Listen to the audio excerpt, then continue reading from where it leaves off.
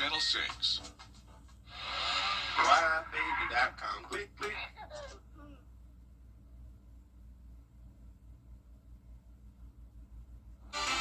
Now on News Channel 6 at 5, winter storms expected in the CSRA. Now, law enforcement is working to ensure good response times as Your News at 5 starts now. Live from Television Park, this is WJBF News Channel 6 at 5. Good Friday evening, everybody. I'm Brad Mean. And I'm Jenny Montgomery. Coverage you can count on begins with the very latest on the winter storm. We turn for more information from Chief Meteorologist Jennifer Dracci. Yes, so today we are now seeing an ice storm warning in effect for around half the CSRA. This will be the case Saturday night through Monday morning. It says Monday afternoon, but really this threat ends extremely early Monday morning. And notice it includes all north of I-20 and then as far south as Richmond and Aiken counties. We also still have a winter storm watch in effect for a few of our southwestern counties. And a winter weather advisory has also been added to the mix, and that goes as far south as Screven County. Also includes Waynesboro, Barnwell, Bamberg, Allendale. So we're going to be talking all about that coming up in the full forecast. I'll give you those ice accumulation totals we're expecting, and I'll show you the future cast, so be sure to stay with us. But right now, we're actually tracking just some plain old rain. Jefferson County, you're seeing some rain, and that extends even south of Waynesboro. And you can see on our Terry Lambert Hyundai Skyview cams all across the CSRA, it is pretty cloudy once again today, and we have a big variety of temperatures. Satellite and radar showing that cloud cover with just the very light shower activity. It's because we still have the stationary front hanging around the area, but all eyes are on this area of low pressure in Texas.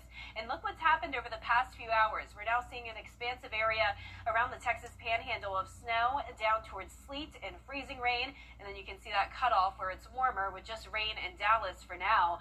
But back here to the CSRA, we're down to 54 in Augusta, 52 in Aiken, but all the way up to 65 in Sylvania. Swainsboro, you're at 63, 52 in Gibson, 53 in Saluda, and Wrightsville right at 60. Winds are coming out of the north, very light, only up to around 10 miles per hour. And for the rest of your Friday evening, we're going to keep it cloudy, a very low chance of some isolated light showers, and temperatures will be staying above freezing tonight. So looking ahead, we will start to track that ice potential Saturday night into Sunday morning, and then additional ice will be possible Sunday afternoon, and then even into early Monday morning with those icy roads possibly still sticking around. I'll have more details once again coming up, so stay with us, but back to you. All right, Jenna, thank you. Well, we've been telling you all week to stay off the roads if and when conditions get icy. Even so, emergencies are likely to happen, and first responders are getting ready. Kim Vickers is here now with the details. Well, icy roads will slow things down and could affect emergency response times. I talked to several agencies who say they are ready to get to those emergencies as quickly and safely as possible. We will station our people. We go into more like what we would call firefighter response mode. So instead of driving all the time everywhere, we put various vehicles out in specific locations, so it lowers our response time in those areas. Chief Blanchard tells me they have more weather-friendly four-wheel drive vehicles now than they did during the 2014 ice storm for safer travel. They will also have more officers ready to respond to potential emergencies. The 35 deputies that work the court system, they're out working the road that day because the courts are closed. So we have a lot more personnel that will be out, spread out in various areas. Gold Cross is also preparing. Ice on the roads and potential wind gusts could create a problem, but they have a plan. We like to use our community partners, the public, if possible, the sheriff's office, and we use creative solutions to get to any kind of emergency. So we shouldn't expect for there to be much impact to EMS because we train for this. Gold Cross says people with health concerns should plan ahead for safety. If they can prepare, if there's a medical condition that they have, that they're anticipating they're going to need help for, see your primary care provider or urgent care. Right now, both Blanchard and Carter agree that preparation for this storm is key. They say if you fail to stay off the roads, you could create more problems for emergency responders. We don't need people going out in the community when you don't have to. So unless they're going to work, it's a mandated job. Please stay home. Be prepared to stay home. Stay off the roads. All you're doing is creating more congestion for emergency vehicles, more problems that are potentially going to occur. Now, many emergencies are preventable, especially if people follow safety tips for staying warm, including leaving generators outside, not using ovens for heat, and using flashlights instead of candles for light. Brad? Kim, thanks. Columbia County making its final preps before the weather comes through. Graham Lee, live now with that part of our coverage. Graham? Well, Brad, county leaders have been checking the forecast and keeping an eye on it all week long.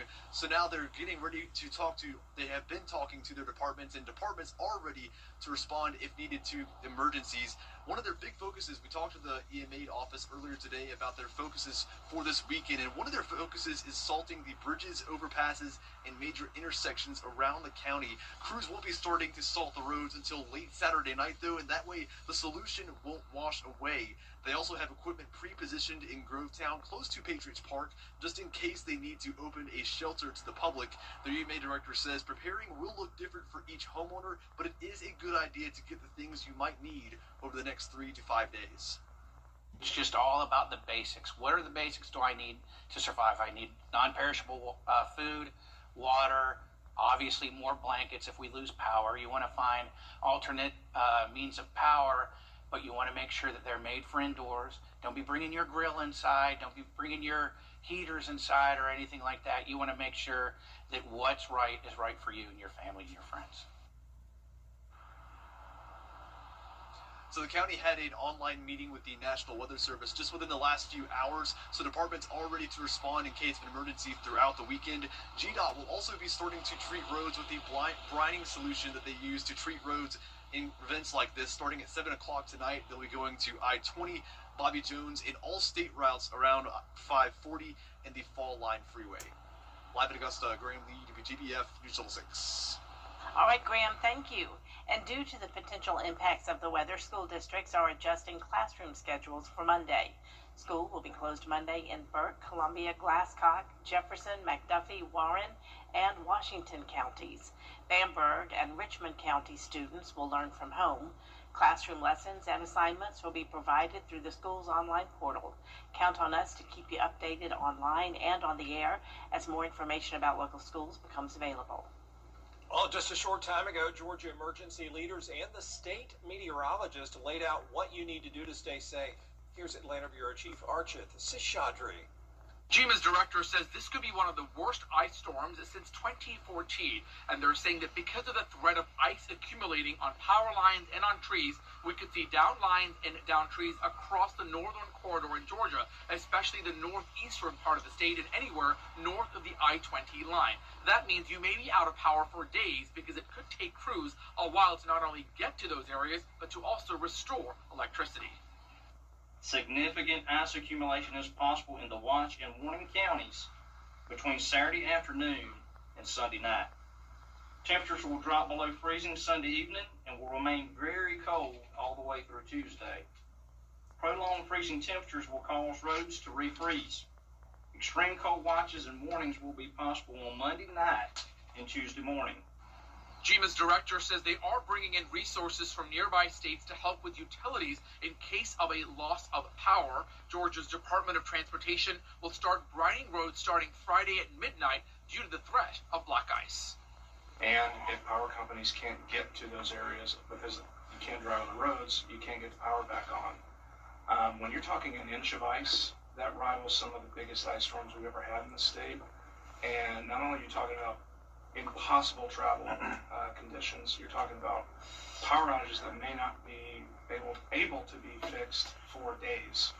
Starting Saturday, the State Operations Center will be activated here at GMA headquarters in Atlanta. It is a place where several different groups will huddle together, including DOT crews, the Forestry Commission, GMA's director, as well as Georgia Power, to identify hotspots and areas that need the most help so that crews can quickly deploy to those areas. Reporting outside GMA headquarters in Atlanta, Archith Seshadri, Atlanta Bureau Chief. The Richmond County Sheriff's Office needs your help to find a murder suspect. They're looking for 21-year-old Isaiah Thomas. He's wanted in a murder that happened yesterday on Yates Drive in Susan Circle. Investigators say he is armed and dangerous, so don't go up to him. Just call the law if you know where he is. Residents in Sand Hills are learning more about a major development project in their neighborhood. The Sand Hills Neighborhood Association held their monthly meeting last night and invited various city departments and groups to provide information on revitalization in the area. They also heard plans to redevelop the Weed School site on Mount Auburn Street. I think the consensus is that they're glad for movement. This project has been abandoned for years. So the idea that it's going to be something new and that it's an aggressive move toward our community being better. There may be some ideas or feelings about what type of movement, but I think overall everybody is glad to see that there will be some movement and some new building being put up there. Neighbors say they hope to have additional information prior to any development on the Weed School property. Coming up, power outage concerns from the coming weather. How you can prepare in case your house goes dark. Next. This is the latest video in one click at WJBF.com. You know, one big concern with this winter weather is the chance of power outages. Riley Simone has advice for what to do when the lights go off. Food, staying warm, and lighting are probably the things you're most concerned about leading up to this winter storm, especially if you don't have a generator. But experts say there are still ways to keep you and your home safe if you lose power. Nick Davis of Davis Services says if the power goes out, your exterior rooms are going to get colder quicker. So huddle up with your family in one room with blankets and warm clothes. He says many people think that if they have power and it's cold outside, they should bump up the thermostat. With the thermostat, I would still leave it at a temperature that's comfortable for you and your family. Don't try to run it up and down. Usually after 2 degrees, those auxiliary heat strips will come on. And you don't want to raise your power bill too much. As far as food goes, Doug Bryson with Spartanburg County's Office of Emergency Services says an unconventional way of preserving your cold food is putting it outside. The less you open the refrigerator and freezer doors, the longer it's going to stay cold. And with the cold temperatures, actually, the outside temperature is probably going to be colder than your refrigerator. And of course, if there's no power, there's no light. Both Davis and Bryson caution the use of candles because they can easily ignite if next to combustible materials. They highly recommend using battery-powered flashlights, lanterns, or headlamps. If all else fails, Spartanburg County is opening multiple shelters on Saturday. Bryson says general population and special medical needs shelters with staff will be available. Both experts seriously urge people to not run generators inside their garage or home and make sure you have enough batteries, blankets, and non-perishable foods. In Spartanburg, Ripley Simone. Still ahead, a second chance for some Richmond County inmates. How a work program is getting them prepared for life after their sentences. After the forecast. We have this Viper 6 alert days in effect from Saturday night through Monday morning for significant ice possible along I-20 and to the north of it. And then even once the ice storm passes us, we get much colder next week. I'll have a look at those temperatures when we return. You can't always choose the weather, but you can choose your weather app. Go with the most accurate and most trusted, the Live Viper 6 mobile app. Download it today. At Universal Plumbing, we're more than just a company. We're a family. We're growing the next generation of skilled professionals and investing in the well-being of our neighborhoods. With flexible schedules, 401k matches, and competitive health benefits, we support your journey to success. Join the Universal Plumbing family, where real work meets real rewards. Your future starts here. So how are you feeling about your fun?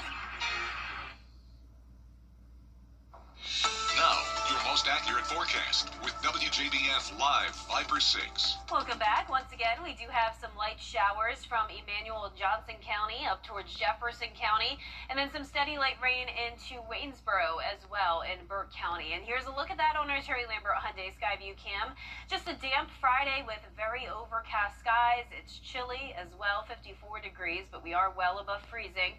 Northeast wind of 8 miles per hour. Dew points are in the lower 40s.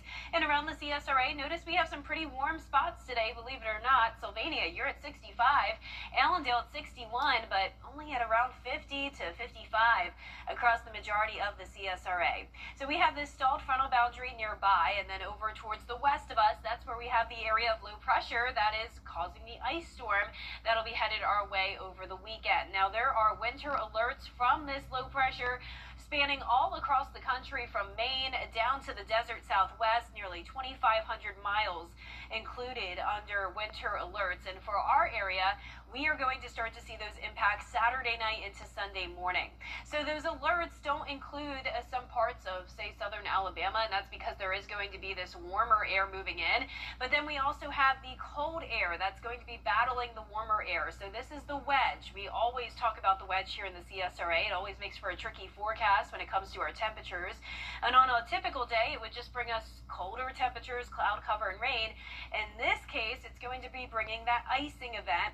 So that wedge of cold air is expected to stick around at least throughout Saturday night into Sunday morning, and then that warm front will help to work in our favor, bringing us mostly rain Sunday night into Monday morning. But the far northern tier of the CSRA could still have some ice accumulation even at that point, and that's where we're expecting the highest impacts north of I-20. There's an ice storm warning, and that ice storm warning does extend as far south as Richmond and Aiken counties. There's a winter storm watch over towards Hancock down to Jefferson. This will likely either turn into an ice storm warning or a winter weather advisory eventually, and that winter weather advisory includes places like Waynesboro, Barnwell, and Bamberg, and it's just saying that there's still the possibility of freezing rain, but it will be much less impactful. So here's our futurecast tomorrow at 8 a.m. Most of your Saturday is actually looking good, so you don't have to panic when you wake up Saturday morning by any means. We're actually going to be dry, really even until 6 p.m., but I want you to start to be alert once we get to around dinner time, because that's when the possibility of some spotty accumulation starts to begin. And then once we get to around 10 p.m. Saturday into the overnight hours, that's when we're expecting the temperatures to drop below freezing, and the highest impacts, unfortunately, will be happening overnight. So just don't be alarmed if you do lose power overnight or you hear that noise of the freezing rain. It does kind of make a louder noise than typical rain would as it hits the freezing surfaces. Then as we go into Sunday morning, still the possibility of some of that freezing rain, some sleet possible as well. And then you can see here comes the cold front. So the warm front lifts to our north. That'll warm us up. This cold front is going to bring us a line of showers Sunday night into Monday. Once again, still the possibility of the far northern part of the CSRA seeing some of that freezing rain and sleet, but for the most part this will be rain, and we're actually going to even see the possibility of some thunderstorms in our southern counties like Emmanuel. Now here's a closer look at our high resolution model. We're not seeing much throughout the early evening on Saturday once again, but then you can see it comes in overnight into Sunday morning. There's 4 a.m. We are expected to warm up a little bit, but our northern counties could definitely be a little bit colder than models are even suggesting because of that wedge. More moisture begins to move in as we go into our Sunday night. Heavier rain possible and some thunderstorms, so keep that in mind once again as we go into Monday morning. But overall, here is what you can expect. Our far northern counties is where we could have 1/2 inch to 3/4 inch, maybe up to 1 inch of ice, around 1/4 inch to 1/2 inch in the northern CSRA. That's places north of I-20, and then around 1/10 inch to 1/4 inch around Augusta and Aiken, and then very low accumulations down towards the south. So we will be tracking this for you very closely over the weekend. And then look at the temperatures getting down to 17 next Tuesday morning. All right, Jenna, thank you. 4 local inmates are being celebrated for their achievement. Bald eagle flying once again. How an Idaho vet helped nurse it back to health after the break. Today we are talking about Get clear, accurate stories that don't waste your time at WJBF.com. Oh, bald eagle is back in the sky after its wing was injured by a rusty car. Tyler Eutner spoke to the woman who helped it recover.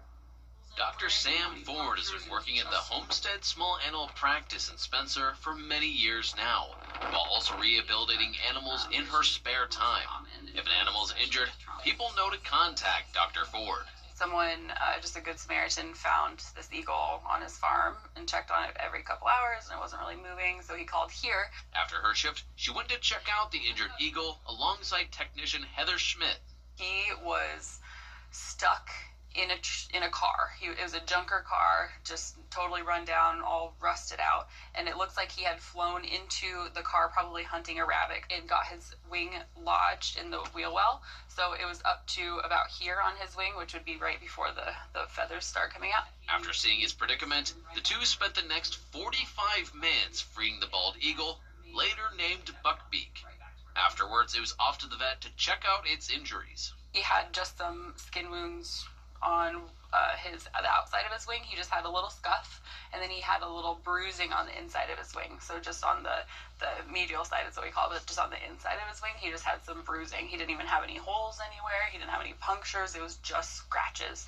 After getting all nice and warm, Buckbeak was feeling a lot better. Immediate. He was just like a different bird. So he started getting spicy and starting to bite us, which is always a good thing with wildlife. We want them to want to bite us because that means that they're feeling better. Not better enough to head back into the wild, though. For the next 4 days, Dr. Ford took care of Buckbeak, giving it medication and lots of food. Feeding basically a whole chicken every day. Buckbeak was released on Sunday at the spot where it was found. And while the eagle took a couple minutes to get its footing, Buckbeak eventually took to the sky. Dr. Ford has rescued dozens of eagles over the years, many of them not getting a chance to live due to their injuries. She says she'll never forget Buckbeak. You can't really explain how good it feels to be able to help something that was like, just gonna, without our help, just gonna pass. And so being able to save them and release them it's amazing. It's a really amazing feeling. And that does it for us this half hour, but we have more coverage you can count on at 5:30. Including a former Canadian Olympian now in federal custody. The charges he's facing next.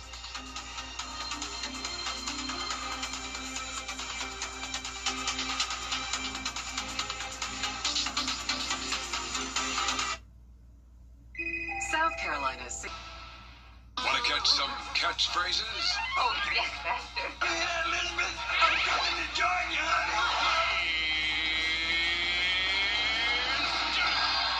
You won't be able to get them out of your head. Nano. She can kiss my friends. My stars. And that's a good thing.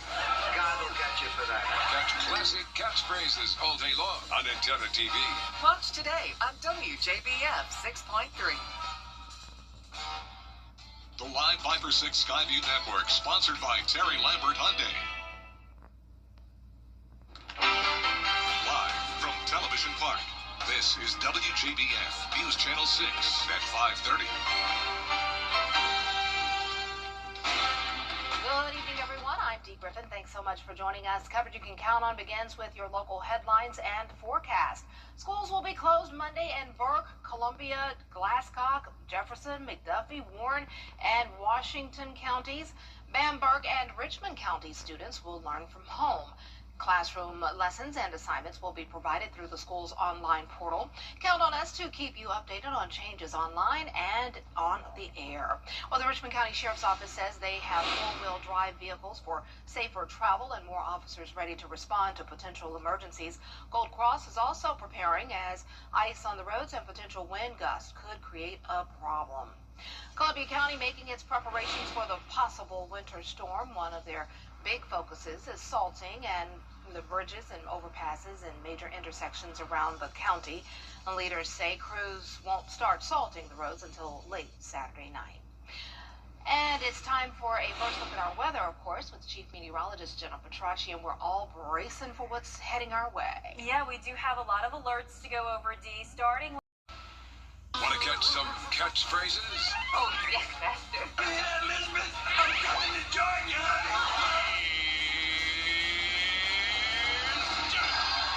You won't be able to get them out of your head. Nano. She can kiss my friends. My stars. And that's a good thing. God will get you for that. Catch classic catchphrases all day long on Antenna TV. Watch today on WJBF 6.3. The live Viper 6 Skyview Network, sponsored by Terry Lambert Hyundai. Live from Television Park, this is WJBF News Channel 6 at 5:30. Good evening, everyone. I'm Dee Dee Griffin. Thanks so much for joining us. Coverage you can count on begins with your local headlines and forecast. Schools will be closed Monday in Burke, Columbia, Glasscock, Jefferson, McDuffie, Warren, and Washington counties. Bamberg and Richmond County students will learn from home. Classroom lessons and assignments will be provided through the school's online portal. Count on us to keep you updated on changes online and on the air. Well, the Richmond County Sheriff's Office says they have four-wheel drive vehicles for safer travel and more officers ready to respond to potential emergencies. Gold Cross is also preparing as ice on the roads and potential wind gusts could create a problem. Columbia County making its preparations for the possible winter storm. One of their big focuses is salting and the bridges and overpasses and major intersections around the county. The leaders say crews won't start salting the roads until late Saturday night. And it's time for a first look at our weather, of course, with Chief Meteorologist Jenna Petracci, and we're all bracing for what's heading our way. Yeah, we do have a lot of alerts to go over, Dee, starting with that ice storm warning that was issued earlier this afternoon for around half the CSRA. Notice most of the counties are north of I-20, but this does go as far south as Warren, McDuffie, Richmond, and Aiken counties as well. Now, we also have a new alert. This is a winter weather advisory, and that's as far south as Screven, Allendale, and Bamberg, so minor impacts possible there. And we also still have that winter storm watch like we had yesterday over in our southwest counties. So be sure to stay with us, because in the full forecast coming up, I will show you the future cast and let you know exactly how much ice accumulation we're expecting. But right now, no ice, just rain. We do have some nice light rain showers there in Waynesboro, covering a good chunk of Burke County. It's damp and cloudy out there as we take a look at our Terry Lambert Hyundai Skyview cam. Mostly cloudy skies for everyone. A little bit of light shower activity stretching into Aiken and Barnwell County, also down in Johnson, in Emmanuel, but most of us are dry. You can see to the west of us, here is the winter weather maker. It's a low pressure system near the border of Mexico and Texas. You can already see that snow happening, and also that changeover to freezing rain and sleet, and then just plain rain to the south of it. So all of that moisture is going to be moving into our direction this weekend. As for the current temperatures, though, we are in the low 50s to low 60s. Another big range today, 52 in Edgefield, 54 in Augusta. Winds are coming in light out of the north, and you can see for the rest of your Friday evening, overcast and staying above freezing, upper 40s. And then looking ahead, we have 3 days in a row of Viper 6 alert days, and once again, be sure to stay with us for more details coming up. Back to you, Dee. All right, thanks so much, Jenna. We'll see you in a few more minutes. We'll stay on the topic of the winter storm now, as Jim Ryan is in Texas. That's the latest in the television world. That's new, and what's trending up next. And I'll have the latest on this ice storm forecast coming up right after what's trending.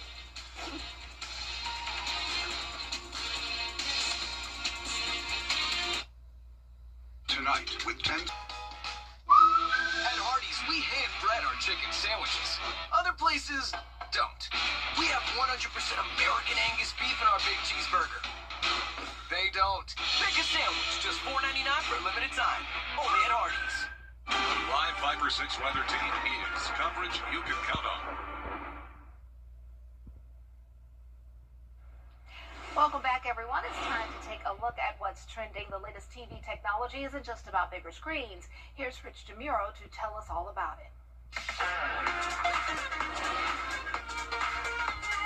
TV makers continue to up their game with larger screens. We are here at the Hisense booth, and they're showing off a 163-inch TV, which might be the largest I've seen at this point.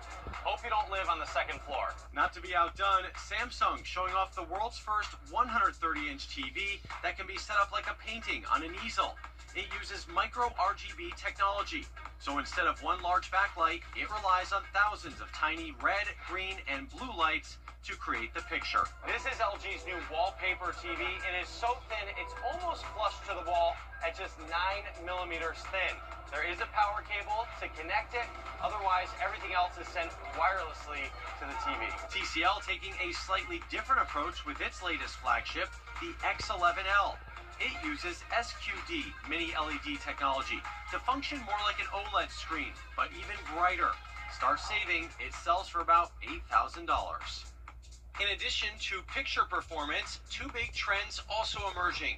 TVs that double as artwork when they're not in use, like Amazon's new Ember Artline Fire TV. It will sell for $900. You can customize the frame, and the screen is matte, so in person, it really does look like a painting. Amazon is also overhauling the UI on its Fire TV operating system. It can run up to 30% faster, and you can now pin up to 20 apps on your home screen instead of just 6. It launches in February, starting with newer Fire TV sticks.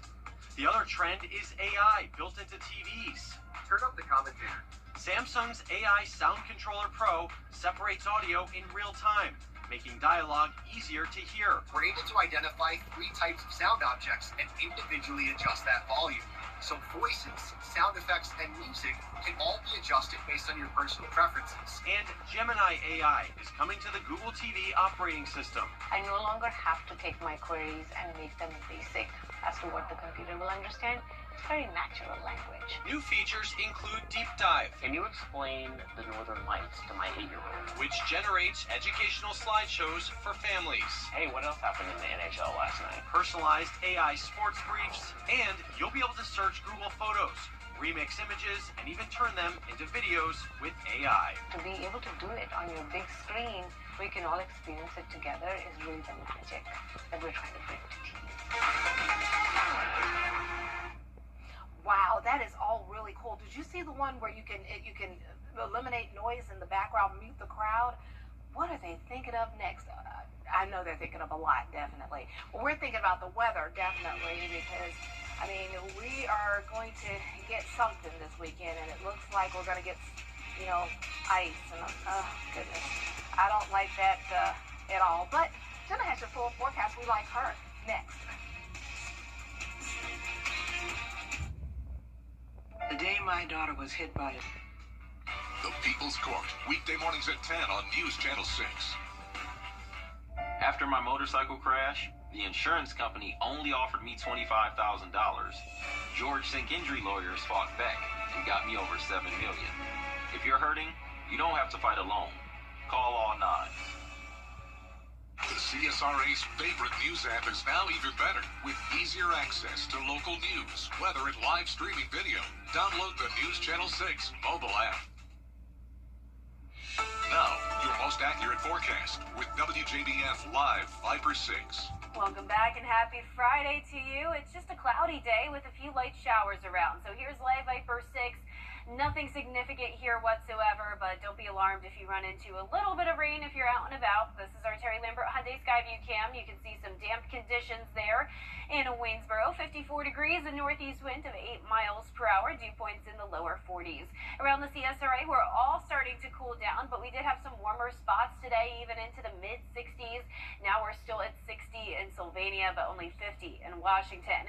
The rain today is due to this stalled frontal boundary, and then notice it's connected to an area of low pressure near Texas, and this is the beginning of that winter storm we've been tracking all week long. You can already see the snow, freezing rain, and ice accumulation there near the Texas Panhandle. So this is all going to move towards the east starting tomorrow, and it's going to be bringing us some potential ice accumulation, especially north of I-20. So this is the setup Saturday night into Sunday morning. The warm front is still going to be to the south of us, and this extremely strong area of high pressure is going to be driving in this wedge of cold air, and that's what's going to win here. So the warm front is not going to lift into the area until we get to Sunday. That high pressure will continue to keep the cold air trapped in place for some of us even throughout the day on Sunday into Monday morning, with that ice accumulation still possible Sunday night into Monday in our northern counties. But for the most part, this will end up becoming a rain event as we go later into the weekend. So we'll time it out for you coming up on the feature cast. But let's talk about those winter weather alerts. An ice storm warning exists north of I-20 and then as far south as Richmond and Aiken counties. Winter weather advisory is showing the possibility of some freezing rain down south as well, just not as impactful. So let's time it out now on our feature cast. Most of your Saturday is looking good to go, but just be aware starting around 6 p.m. some spotty precipitation possible, and this is when temperatures will quickly start to drop to below freezing. So any precipitation could start to turn into freezing rain or even sleet, especially up towards around Saluda, Edgefield counties. This is 10 p.m. Then this is where the majority of the moisture starts to move in, and this is when temperatures temperatures will be down to the 20s for some of us. 1 a.m. on Sunday morning, so this is mostly an overnight event. It will get far south into Richmond County, Aiken County, and even though this model isn't showing it, I definitely wouldn't rule out the possibility of some of that freezing rain all the way into the southern half of the CSRA. It really depends on the strength of that cold air wedge, and I think our models are downplaying it a little bit. By 10 a.m. on Sunday, still that spotty precipitation around, but some of us will start to warm up. Remember that warm front's lifting to our north. Then here comes the cold front, 5 p.m. on Sunday. Still seeing that freezing rain possible north of I-20, but look what happens here. Very heavy downpours expected, even some thunderstorms, as the southern half of the CSRA will be warming up significantly, and expect those rumbles of thunder possible as we go into our early Monday morning, but this clears out by around 4 a.m. So here's what you can expect county by county: half an inch to 1 inch of rain in the far northern tier of the CSRA, north of I-20 around a quarter of an inch to half an inch. The central CSRA, including Augusta and Aiken, we're talking a tenth of an inch to a quarter of an inch, and then lower accumulations south of Richmond County. All of us need to prepare for slick roads, hazardous driving, and the potential power outages, and gusty winds could amplify that. We're talking wind gusts around 30 to 40 miles per hour Sunday night into Monday as that cold front is coming through. So keep that in mind as well. I also want to point out the temperatures because we have a lot going on here. Saturday night, north of I-20, we will easily get down into the 20s. A lot of us still expected to be a little bit above freezing, especially the further south you go. On Sunday, we'll have a huge variety of temperatures from around 30 degrees to 60 degrees. And once again, it really all depends on that strength of the wedge. So give or take around 5 degrees on those temperatures. Then a hard freeze coming our way Monday night down to around 14 degrees for some of us. So hopefully we will start to see some melting and drying out as we go into Monday afternoon. We're forecasting 45 degrees, but then dropping down to 17 Tuesday morning. And we're not warming up anytime soon. Temperatures are going to continue to stay frigid next week. Wow. We're talking highs in the 40s all week long, Dave. When I saw that 60s was Swainsboro, I started thinking, who do I know in Swainsboro I can go hang out with? I know, right? And enjoy the 60s. It's wow. so close. It's just such a mosh posh of temperatures. Yeah, wow. That's why this forecast has been such a challenge because, you know, the impacts vary from county to county. Okay, we'll stay tuned, definitely. Thanks so much. Coming up, Danny New introduces us to a woman in Canada who is finding forever homes for plus-size cats. How do you become the largest outdoor... It is a Viper 6 alert day as we track severe weather. The live Viper 6 weather team. Delivery, now at Rooms to Go. It is a Viper 6 alert day as we track severe weather. The live Viper 6 weather team is coverage you can count on for the entire CSRA.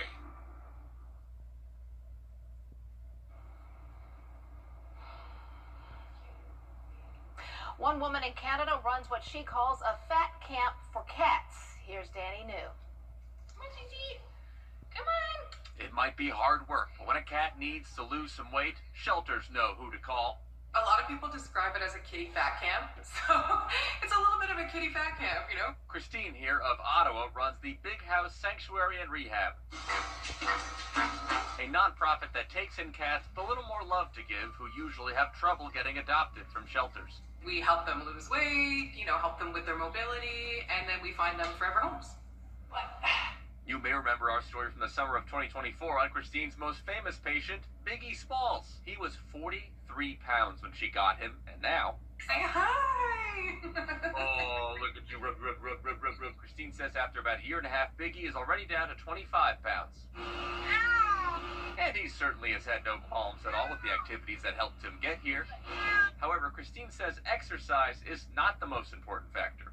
I'll tell you right now, it's almost like humans. Calories in, calories out. Like, we monitor their calories and their food intake. Christine says Biggie's fame actually helped her launch this mission about a year ago. And now, 95% of the money that funds this care has come through donations from her social media followers. If one of our cats are in the hospital, I never have to worry about saying, like, oh, I don't know if we can afford this, because as soon as I post about it, everybody's super generous.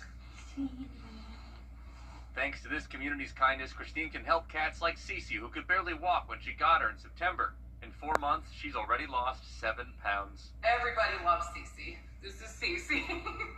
She's so sweet. If you follow the Big House Sanctuary on social media, Christine does weigh-ins every other Friday to check in on the kitties' weights. Of course, she does have to lure them by putting a treat on the scale. So the reading is not entirely accurate, but it's pretty darn close. In New York, for ABC News, I'm Danny New. I'm still laughing about the cat named Biggie. Oh, that's too cute. That's it for this half hour. More coverage you can count on is coming up next at 6, including Columbia County making final preparations before the weather comes through. Graham Lee has that story next with Brian Jennings.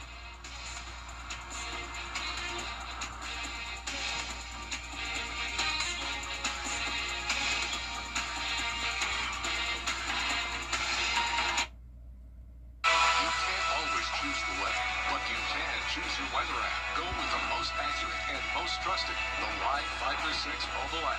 Download it today. Should we take a look at?